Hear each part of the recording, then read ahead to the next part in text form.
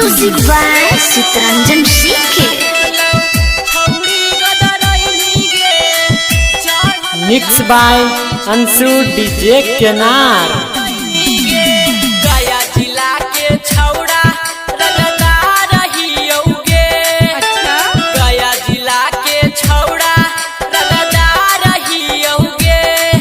एगो चुमा देमी के छौड़ी चार काठा नाम करबौगे।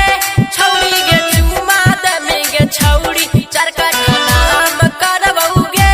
छौड़ी के चुमा देमी के छौड़ी। म्यूजिक बाय चित्रंजन सीखे। Mix by Anshu DJ केनार।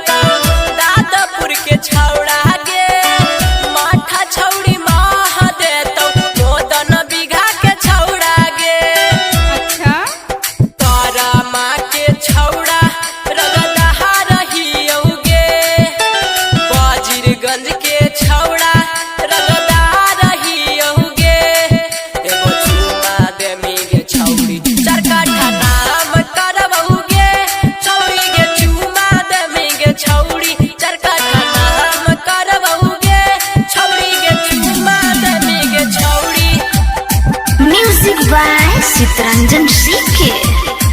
Mix by Anshu DJ केनार।